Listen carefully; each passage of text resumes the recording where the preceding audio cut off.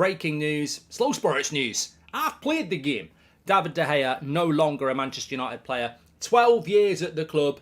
His contract expired on the 30th of June. It's the 1st of July today. Where did June go, Simon? I don't know. I don't know. Crunchy, not cornflakes. But it's July the 1st. And David De Gea is no longer a Manchester United player, Simon. What are your thoughts on that? Well, I'm not Simon, I'm Mark. My thoughts on that are that we knew this was going to happen. He's something changed, which we'll talk about in a moment. There is no contract agreement, and he is no longer a Manchester United player. I personally, when do you think the Glazers are going to sell? Says Nub. Don't know. I personally think that the sale could happen anytime, by the way. It could happen anytime between now and 2039. But in relation to De Gea, there is people saying he could easily sign the new contract. And my personal hunch all week has been that he will leave. I don't think that there's a way back. I don't see a way back. And unless he's number one, I don't think there should be a way back.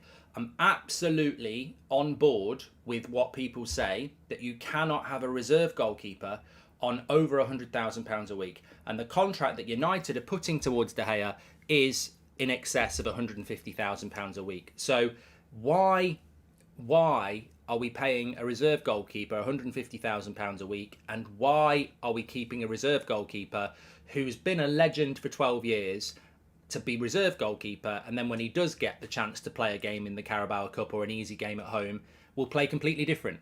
So I think that De Gea will leave. I think that's the next step. I question why it's taken so long. I don't really understand that. It's very, very clear that United are trying to get Onana, and if they don't get Onana, they might look at Costa, and if they don't get Costa, they'll probably go, do we want Raya more than we want De Gea? And if they don't want Raya, then they might keep De Gea. It's just a bit of a mess, really, but it will leave. David De Gea will leave. I think next week will be about David De Gea leaving. I expect the club will make a big effort around it. I wouldn't be surprised if the information we had yesterday morning, and remember we broke this before even the BBC did, that the talks for Onana is not as advanced as people are reporting. And all that talk yesterday of deals being done yesterday and deals being done tomorrow and last night, they didn't happen. Because the information we had on Friday morning was that, and it was coming from good sources close to the club, was that United do want Onana. That's true. But they're not as advanced in relation to signing him as some reports are. And, you know, that's the Italian reports for you. I think we do sign David De Gea. Sorry, I think we do. Sorry. Whoa. Don't cause a panic. I think we do sign Onana.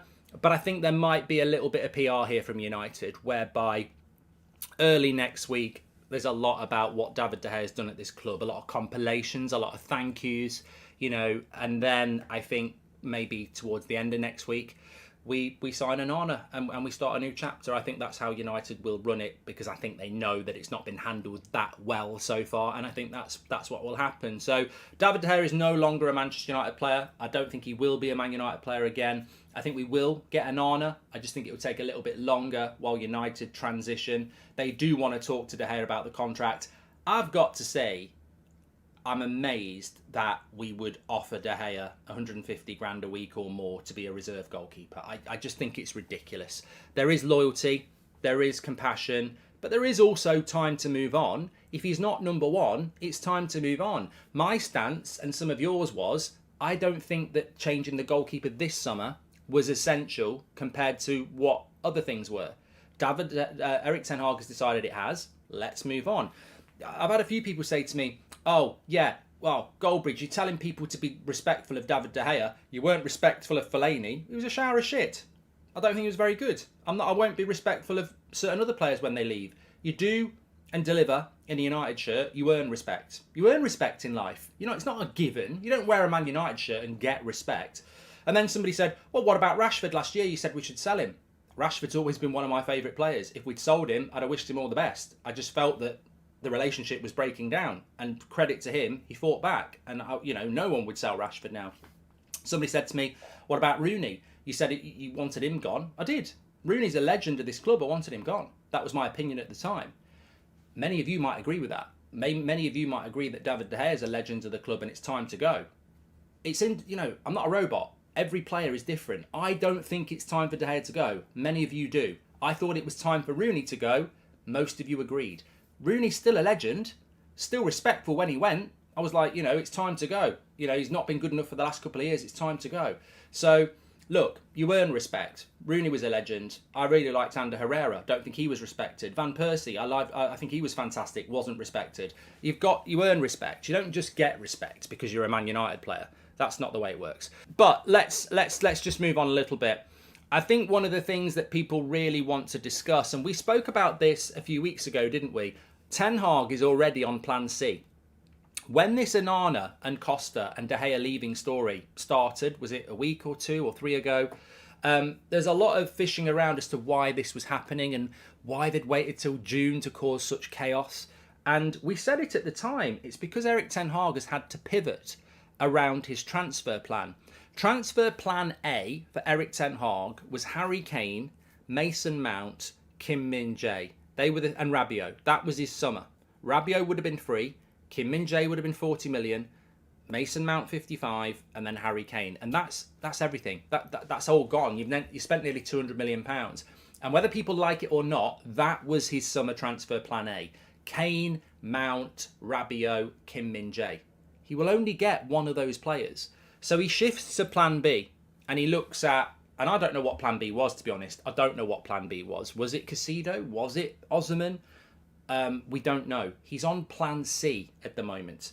And the reason we shifted towards buying a goalkeeper, and it's as clear as day, people can acknowledge it or not, Onana was not on plan A.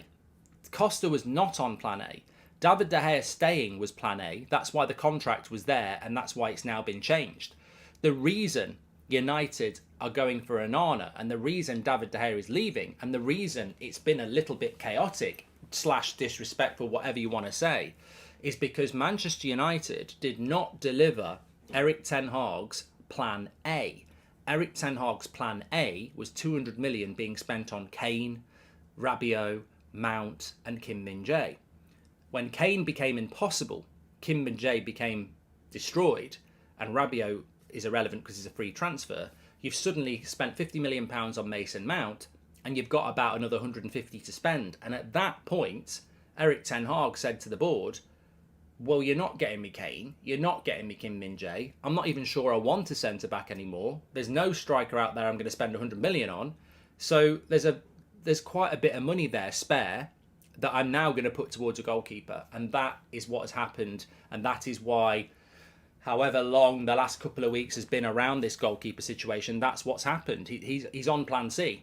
Plan A, we never would have bought a goalkeeper because he would have had Kane, Kim Min-jae, Mount and Rabiot. And people can say, you don't know that. Well, we do know that. And also, there'd be no money to buy a goalkeeper if you bought Kane, Kim Min-jae, Mount and Rabiot. So that's why we are where we are.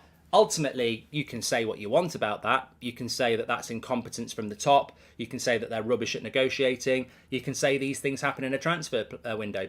But Ten Hag's been forced to pivot.